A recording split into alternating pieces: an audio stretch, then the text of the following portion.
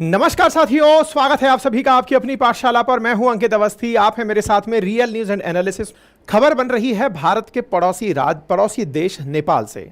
नेपाल जो कि भारत और चीन के बीच में एक बफर स्टेट की तरह बिहेव करता है, जिसका चीन के प्रति झुकाव भारत के लिए बड़ी चिंता रहा है, जो पहले से राजशाही का राज देखता आया है। लेकिन जब से यहाँ राजशाही गई है तब से यहाँ लोकतंत्र भी पूरी तरह फ्लरिश नहीं हो पाया है। लोकतंत्र की तलाश देखती, यहाँ की राह देखती यहाँ की जनता अब अपने आप को हुक्मरानों के बीच में झूलता हुआ पाती है। ऐसा मैं क्यों कह रहा हूं? क्योंकि नेपाल जो कि भारत का नहीं, विश्व का एक हिमालयन देश है, माउंट एवरेस्ट जैसी जो चोटी अपने साथ रखता है, वहां पर सत्ता परिवर्तन हुआ है। और सत्ता परिवर्तन में केपी शर्मा ओली नेपाल के प्राइम मिनिस्टर बने हैं तीसरी बार। ये वही ओली हैं जिनका झुकाव चाइना के साथ जाना जाता है। ये वही ओली हैं जिनके समय में भारत और नेपाल के बीच में नक्शे को लेकर विवाद हुआ है। ये वही ओली हैं जिन्होंने भगवान राम को भी नेपाली कहा कि बोले नेपाल में ही प्रभु का जन्म हुआ, भारत वाले गलत क्लेम करते हैं। ये वही ओली हैं जिनका चीन के प्रति झुकाव इनके देश में जगजाहिर है, जिनके राज में नेपाल का बहुत सा हिस्सा चीन के साथ जाने की खबरें काफ़ी बार अखबार के अंदर जगह बनाई हैं। लेकिन इन्हीं के बीच में इनके यहाँ पर सत्ता में आने की कहानी बड़ी दिलचस्प है। और उस दिलचस्प कहानी को समझने के लिए आपको यहाँ का डेमोक्रेटिक सिस्टम समझना होगा कि नेपाल में इलेक्शंस कैसे होते हैं, समझना होगा कि नेपाल के अंदर राजनीतिक पार्टी कैसे सरकार बनाती हैं, क्या व्यवस्था है। सारी बातें आज के सेशन में हैं। और जिनका पहले तक शासन था उनका क्या हुआ, ऐसा कैसे संभव हुआ कि यहाँ पर सत्ता परिवर्तन बीच में अचानक हो गया। ठीक है, इसीलिए आज के सेशन में आप चर्चा कर रहे हैं कि नेपाल के जो प्रधानमंत्री हुआ करते थे पुष्प कमल दहन प्रचंड, वो अपना विश्वास मत साझा नहीं कर सके, साबित नहीं कर सके, जिसके चलते यहाँ पर फिर से केपी शर्मा ओली की सरकार बनी है। केपी शर्मा ओली इस सरकार को बना पाए हैं एक अन्य पार्टी के सहयोग से, जो कि नेशनल कांग्रेस के नाम से जानी जाती है। नेता हैं उसके देउबा। फिलहाल के लिए यहाँ पर किस तरह की व्यवस्था है इसको समझेंगे कि यहाँ पर संसद में चुनाव किस तरह होते हैं, कैसे यहाँ के राजनीतिक समीकरण बनते और बिगड़ते हैं। मेरे प्यारे साथियों, सरकार के सामान्यतया 3 रूप कंसीडर किए जाते हैं। लोकतंत्र जहां जनता के द्वारा जनता के लिए शासन होता है, राजशाही जहां राजा का बेटा ही राजा बनता है, और तानाशाही जहां पर राजा तो नहीं हुए लेकिन जो जनता में से निकलकर लोग आए फिर उन्होंने सरकार छोड़ी ही नहीं। आम रूप से आप उदाहरण के रूप में नॉर्थ कोरिया को इस तरह से देखते हैं। फिलहाल के लिए राजतंत्र से लोकतंत्र में बदला हुआ नेपाल हमें दिखाई देता है, क्योंकि लंबे समय तक नेपाल में राजतंत्र रहा है, यानी राजा का शासन रहा है। वर्ष 2008 तक यहां पर राजतंत्र यानी कि राजा का शासन हुआ करता था, और उनका नाम ज्ञानेंद्र वीर विक्रम शाह था, जिनके जाने के बाद यहां पर डेमोक्रेसी आई। यानी कि एक प्रकार से नेपाल ने 2008 में अपने आप को गणतंत्र घोषित किया, यानी कि इनका जो सर्वोच्च नेता है, दैट इज राष्ट्रपति या सर्वोच्च लीडर है, वो चुना हुआ व्यक्ति होगा। लेकिन 2008 से अब तक नेपाल को कोई स्थायी सरकार नहीं मिल पाई है। जिस गणतंत्र के लिए यहाँ पर आंदोलन हुए, जिस राजशाही के खात्मे के बाद यहाँ खुशियां मनाई गई, 240 साल चली आ रही राजशाही लोग आज भी याद कर रहे हैं कि नेपाल तभी अच्छा था जब यहाँ पर राजा का शासन हुआ करता था। ऐसा क्यों? क्योंकि 2008 के बाद नेपाल की जनता ने अपने लिए संसदीय व्यवस्था चुनी, यहाँ पर द्विसदनात्मक व्यवस्था रखी। द्विसदनात्मक व्यवस्था में अपर हाउस को नेशनल असेंबली जैसे भारत में राज्यसभा होती है, और लोअर हाउस को हाउस ऑफ रिप्रेजेंटेटिव जैसे भारत में लोकसभा होती है। इस तरह से बनाया गया। राष्ट्रपति को यहाँ का सर्वोच्च नेता बनाया गया। प्रधानमंत्री के द्वारा हाउस ऑफ रिप्रेजेंटेटिव को लीड किया गया। बिल्कुल भारत की तरह ही संसदीय व्यवस्था को अपनाने का प्रयास किया गया। सीनेट, जिसको कि भारत की राज्यसभा के समतुल्य आप माने, वहां पर 59 मेंबर्स होते हैं। ठीक इसी प्रकार से हाउस ऑफ रिप्रेजेंटेटिव, वहां 275 सदस्य होते हैं। 275 सदस्यों में जिसका बहुमत होता है उसी का प्रधानमंत्री बनता है। अर्थात यहां पर ही सारा की सारा खेला है। सारा खेला 138 सांसदों का है। जिसके पास 138 सांसद होंगे वो सरकार बना ले जाएगा। अब बस इसी 138 सांसद की लड़ाई ही यहां पर सबसे मेजर लड़ाई चल रही है। अगर यहां का डेटा देखें तो यहां पर कुछ बड़ी पार्टी आपको दिखाई देती हैं, जिनमें से आपको सीपीएन, ये ओली वाली पार्टी है जिसके 79 सांसद दिखाई दे रहे हैं। वहीं दूसरी ओर अपोजिशन में नेशनल कांग्रेस दिखाई दे रही है जिसके पास 88 सांसद हैं। 138 सीटें कैसे गणित बैठे, बस इसी के लिए यहां की सरकार में सारी उठापटक चलती रहती है। खैर, हम वहां तक पहुंचेंगे, लेकिन जिस जिस देश का जिक्र हुआ है हमने वहां की संसदीय व्यवस्था आपको समझाई है, इसलिए थोड़ा सा नेपाल के बारे में भी जिक्र कर लीजिए। हमने अमेरिका का जिक्र हुआ था तो अमेरिका के चुनाव की व्यवस्था समझाई थी, फ्रांस का जिक्र हुआ तो फ्रांस की समझाई थी, ईरान का जिक्र हुआ था तो ईरान की व्यवस्था समझाई थी। चूंकि नेपाल का जिक्र है तो नेपाल की भी थोड़ी व्यवस्था आप जान ही लीजिए। नेपाल में जो फेडरल इलेक्शन होते हैं वो इन्हीं 334 मेंबर्स के लिए होते हैं, जिनमें से हाउस ऑफ रिप्रेजेंटेटिव के 275 और नेशनल असेंबली के 59 मेंबर्स चुने जाते हैं। ठीक है साहब। अब बात 275 की अगर हम करें तो इन 275 के लिए यहां पर मिक्स्ड इलेक्टोरल सिस्टम अपनाया जाता है। मिक्स्ड इलेक्टोरल सिस्टम का मतलब क्या है? जैसे भारत में first past the post system है, मतलब कि आपने मत दिया अपने सांसद को, मिलकर के जो सांसद बने उनकी वजह से लोकसभा के अंदर सीट को शेयर किया गया। भारत में जिस तरह 543 सांसद चुनकर जाते हैं, ये first past the post system है। एक दूसरा सिस्टम और होता है जिसमें आप पार्टी को वोट देते हैं, पार्टी को जितना प्रतिशत वोट मिलता है उसी के आधार पर सीट बढ़ जाती हैं। यहां पर दोनों प्रकार के तरीके अपनाए जाते हैं 275 के लिए।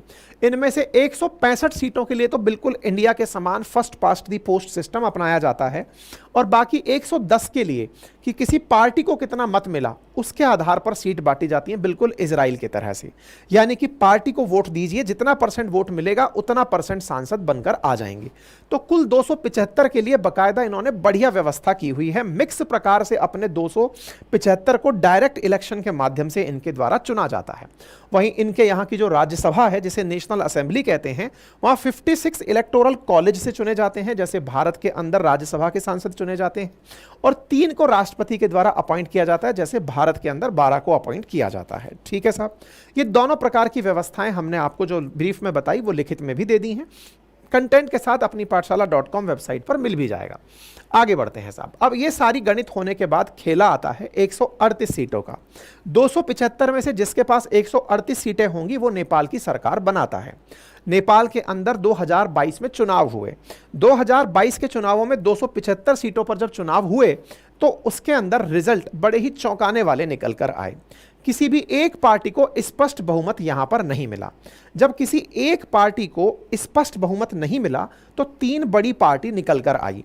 उनमें से एक पार्टी शेर बहादुर देउबा की थी, एक पार्टी केपी शर्मा ओली की थी, एक पार्टी पुष्प कमल दहल प्रचंड की थी। इन 3 के नाम मैं इसलिए ले रहा हूं क्योंकि मेजॉरिटी इन्हीं की थी, और ये वही लोग हैं जो अक्सर नेपाल में प्रधानमंत्री बनते आए हैं। अच्छा साहब, अगर आप वोट शेयर की बात करें तो सबसे ज्यादा वोट शेयर मतलब लास्ट इलेक्शंस में केपी शर्मा ओली को मिला था, लेकिन इस बार उन्हें 78 सीटें मिली।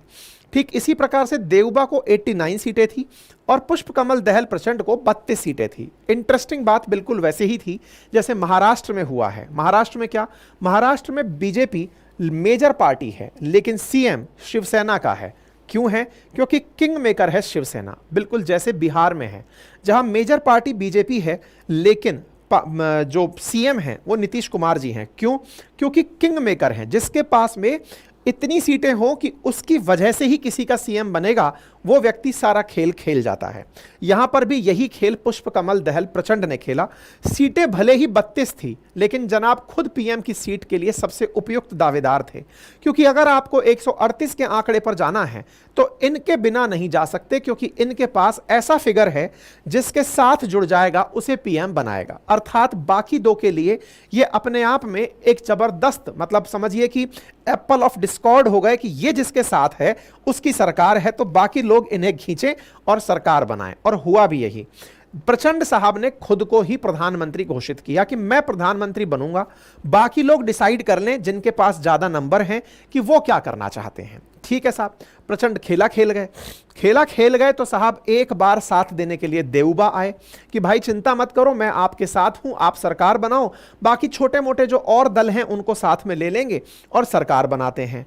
बीच में जब इनने साथ छोड़ा तो ओली जी आ गए इनके साथ में, चिंता मत करो प्रचंड साहब, आप सरकार चलाओ, हम दोनों साथ मिलकर के सरकार चला लेंगे। दो बार तो साहब इन्होंने 2022 से लेकर नवंबर 2022 में चुनाव हुए थे, जुलाई 2024 में आप हैं, कुल मिलाकर 1.5 साल निकला है।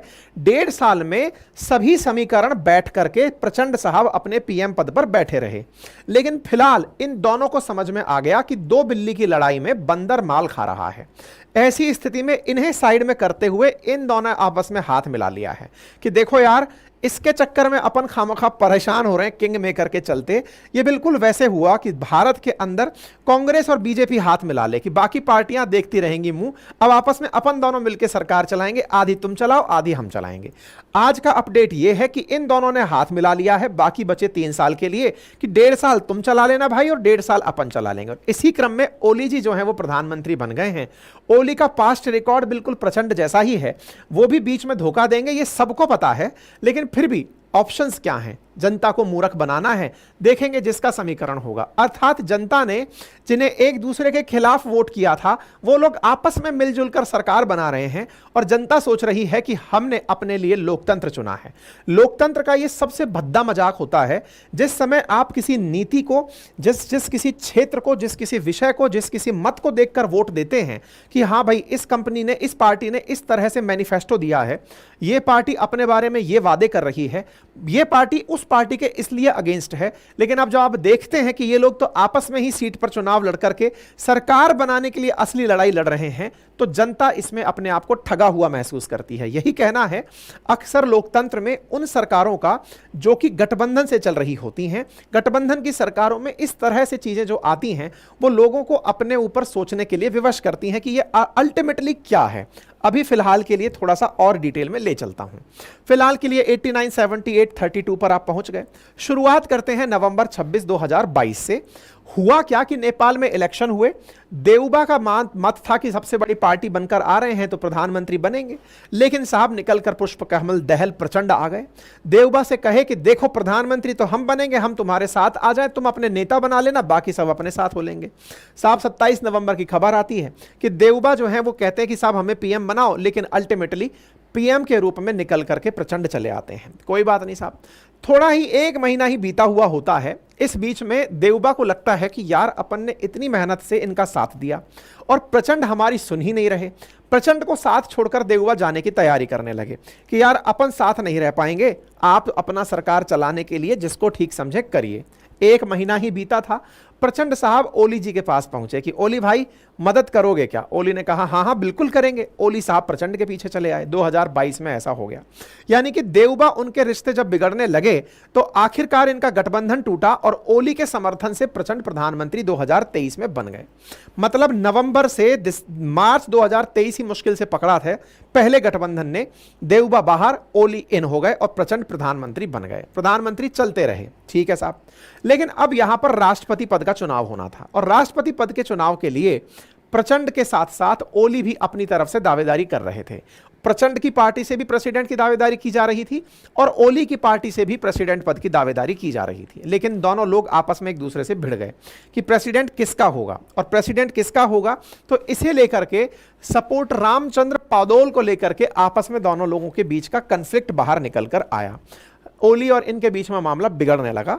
ओली की पार्टी ने कहा प्रचंड से कि भाई हम तुम्हारा साथ नहीं देंगे, हम तुम्हें छोड़ करके जाने वाले हैं। यह खबर है 2023 के मार्च के शुरुआत की, फरवरी एंड की, कि अगर राष्ट्रपति तुम हमारा नहीं बनने देते हो तो हम तुम्हें सरकार में समर्थन नहीं देंगे। तो देखो देऊबा और प्रचंड पहले साथ थे, मार्च तक साथ रहे। केपी शर्मा ओली एंट्री करते हैं।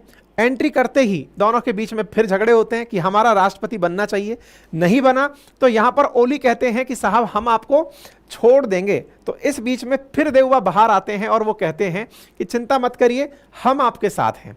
कहने का मतलब यह हुआ कि प्रचंड के साथ में पीएम ओली 23 में ही मतलब अपना साथ वापस खींचते हैं और ऐसी बीच में ही प्रचंड फिर से प्रधानमंत्री बनते हैं, क्योंकि पीछे से देवबा चले आते हैं कि चिंता मत करो, आपके साथ में हम खड़े हैं। जो देवबा शुरुआत में थे ओली के पास भेजे, ओली से फिर वापस आ गए। फिलहाल के लिए दोनों तरफ से प्रचंड प्रधानमंत्री बने रहे। 2022 से 24 के बीच में, नवंबर 2022 से लेकर के फिलहाल तक प्रचंड ही प्रधानमंत्री बनकर अपने पद पर बैठे रहे। चलिए साहब, ये बात भी होती रही, दोनों के बीच की गणित बनती बिगड़ती रही। इसी बीच के अंदर फिर से खबर आती है कि प्रचंड पर आरोप लगाते हैं कि साहब ये आप हमारा साथ नहीं दे रहे हो हमारी कई नीतियों के ऊपर, गठबंधन वाले। इस बीच में देवबा और ओली आपस में मिल लेते हैं। दोनों मिलकर के देवबा और ओली आपस में क्लोज डोर टॉक करते हैं। इस महीने की शुरुआत में जुलाई 1 को यह तय किया जाता है कि अब प्रचंड का साथ छोड़ना होगा, आपस में हम लोगों को मिलना होगा। हुआ भी यही। फिलहाल के लिए नेपाली कांग्रेस की तरफ से देवबा और कम्युनिस्ट पार्टी नेपाल, जो कि यूनिफाइड मार्क्सिस्ट लेनिनिस्ट पार्टी यानी केपी शर्मा ओली की पार्टी, ये दोनों मिल जाती हैं और मिलकर के दोनों बाकी बचे पद के लिए, बाकी बचे समय के लिए अपने आप को प्रधानमंत्री डिक्लेयर कर लेती है। भाई आधा समय आप चलाना, आधा समय मैं चलाऊंगा। और हुआ भी यही। प्रचंड फ्लोर टेस्ट हार गए हैं और उसके बाद में ओली नए प्रधानमंत्री पद के लिए अब तैयार हो गए हैं। कहने का कुल मिलाकर अर्थ अब यह निकला कि 1.5 साल के लिए ही लगभग प्रचंड अपने पद पर रह पाए। बाकी समय के लिए अब स्थिति यह है कि केपी शर्मा ओली को प्रधानमंत्री पद की शपथ दिलाई जा रही है कि भैया अब आप ही प्रधानमंत्री होंगे, क्योंकि आपकी वजह से देवबा साथ में आए हैं। देवबा और ओली बाकी बचे समय को आधा आधा बांटकर लेने वाले हैं। गठबंधन की वजह से यहां पर जो हालात हैं वो अब आपके सामने हैं। कौन किसके साथ है, नेपाल की जनता को यह समझना चाहिए। 3 बड़ी पार्टियां सारा खेला कर रही हैं, बाकी पार्टियों को तो बस बुलाया जा रहा है किंग मेकर्स के रूप में कि भैया तुम भी चले आओ और जो जिस तरह के पद चाहिए वो अपने साथ लेकर चले जाओ। बड़ा सवाल अब यह बनता है कि यहां जो राजनीति चल रही है वो तो हो गई, इसका असर भारत पर क्या पड़ेगा। विशेष रूप से इसलिए क्योंकि ओली का रवैया भारत को लेकर के थोड़ा विपरीत रहा है। क्यों रहा है? क्योंकि अल्टीमेटली ओली भारत के खिलाफ हमेशा ऐसे बयान के लिए जाने जाते रहे हैं, विशेष रूप से तब जब भारत को लेकर के सीमा विवाद नेपाल का निकल कर आया था। अगर आपको ध्यान हो तो काला पानी, लिपुलेख और लिम्पुधुरा वाला मामला था कि नेपाल की सीमा कहां तक है। तो जब भारत का नया मैप आया था तो उत्तराखंड के इस विषय को लेकर के नेपाल ने भी अपना नया मैप निकाल दिया था और कहा था कि वो इस तरह को किसी भी हद तक बर्दाश्त नहीं करेंगे। काफी दोनों देशों के बीच में मामला खिंचा था। केपी शर्मा ओली वही थे जिन्होंने राम जी को लेकर के भी अपने बयान दिए थे। इसके पीछे का बड़ा कारण था कि इन पर चाइना का हाथ था। चाइना के हाथ के पीछे ही बड़ी वजह बताई गई थी कि कोई राजदूत थी जो कि केपी शर्मा ओली के साथ में जब काम कर रही थी चाइना की, तो उन्होंने इन्हें इस तरह से बरगलाने का काम किया। नेशनल मीडिया में काफी चला था। ठीक है साहब, तो कहने का कुल मिलाकर मतलब यह है कि ओली के केस में भारत को चिंता तो रहेगी, लेकिन जो देवबा हैं, जो कि इनके सहयोगी हैं, वो भारत के साथ वार्ता करके सारे मसले सुलझाने के पक्षधर रहे हैं। इसका मतलब यह हुआ कि जो देवबा हैं, जो इनके सहयोगी हैं, वो ओली को इस तरह एक्सट्रीम और हार्श कदम भारत के खिलाफ उठाने के लिए रोकेंगे। यानी कि ऐसी टिप्पणी जिसकी वजह से दोनों देशों के बीच में व्यवहार खराब हो। संभव है कि देवबा एज एन मतलब अलाय, उनके साथ में सहयोगी पार्टी बन करके उन्हें भारत के खिलाफ कोई भी ऐसी खतरनाक प्रतिक्रिया देने से होल्ड करेंगे। संभवतया यह जानकारी अब आपको अच्छे से समझ में आ गई हो। बाकी आप इस विषय पर क्या सोचते हैं, अपनी राय जरूर कमेंट बॉक्स में रखें। फिर से मैं रिक्वेस्ट करूंगा कि जिस समय आप ये सेशन सुन रहे हैं उस समय 2 मिलियन से कुछ ही हजार सब्सक्राइबर बचे हैं। यदि आप प्रेजेंट लोग जिन्होंने सब्सक्राइब नहीं किया हुआ है, अगर वो भी सब्सक्राइब कर लेते हैं तो चैनल आप ही की प्रेजेंस में अभी की अभी 2 मिलियन टच कर जाएगा। अगर ऐसा होता है तो ये दिन हमारे लिए भी रिमार्केबल होगा और आपके लिए हृदय से धन्यवाद होगा। ठीक है, बाकी पढ़ने लिखने वाले विद्यार्थियों के लिए हमारा एप्लीकेशन अपनी पाठशाला है, जहां पर हमारे पेड कोर्सेज उपलब्ध हैं, जहां जाकर के आप चारों सब्जेक्ट के लिए बेहतरीन रिकॉर्डेड कोर्स उपलब्ध कर सकते हैं। साथ में हमारे हैंड रिटन नोट्स उपलब्ध हैं जिन्हें आप अपनी आवश्यकता के अनुसार घर पर डिलीवर करने के लिए मंगा सकते हैं। ठीक है साहब।